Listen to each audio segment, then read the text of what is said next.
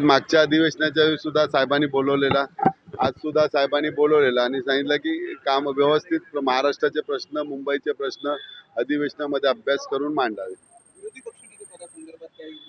नाही, विरोधी पक्षनेता आमचा पक्षाचे जास्तीत जास्त आमदार शिवसेनेचे आहेत, त्यामुळे विरोधी पक्षाचा क्लेम आम्ही पहिल्या अधिवेशनाला सुद्धा लेटर लिहिलेला आहे आणि ते आज सुद्धा स्मरणपत्र लिहिणार आहे आम्ही. नाही, तेच अंतिम निर्णय शिवसेनेमध्ये माननीय पक्षप्रमुख उद्धवजी ठाकरे ते अंतिम निर्णय सोमवारी डिक्लेअर करतील. नाही, ते बघा, याच्यामध्ये काय आम्ही साहेबांनी सांगितलंय की जो काही निर्णय आम्ही सांगितलं, साहेब तुम्ही निर्णय द्याल तो अंतिम निर्णय. काय आता डॅमेज काय करणार, डॅमेज सगळे डॅमेज करायचे तेवढे केले, आता कोण डॅमेज होणार नाही. आता आहे ती लढाई चालू होणार. बघा, नेते गेले म्हणून काय संघटना आहे तशी आमची, शाळा काय बंद होणार नाही, नवीन विद्यार्थी येतील, डॅमेज करून किती करणार.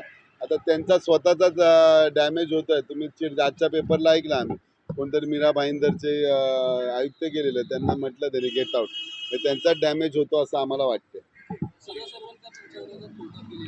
चालेल, बघा प्रत्येकाला अधिकार आहे, जसं भारतीय घटनेमध्ये अधिकार दिला त्यांना सुद्धा अधिकार दिला.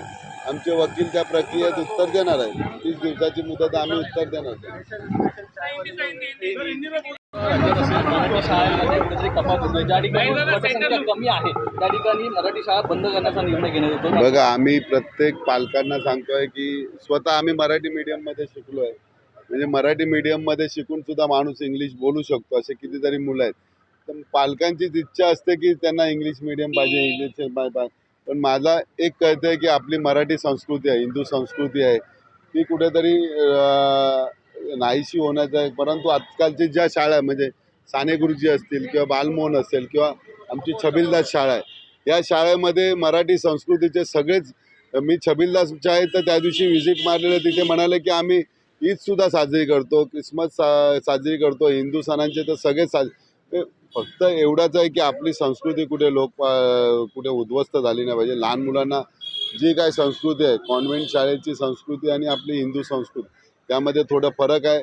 तर प्रत्येक कॉन्व्हेंट शाळेतसुद्धा हिंदू संस्कृती चालू झाली पाहिजे. आता पालकांच्या इच्छेनुसारच ॲडमिशन होत असतात. त्यांनी जर मराठी मीडियमला ठेवलं तर जास्तीत जास्त मराठी मीडियम होतील आपल्याला.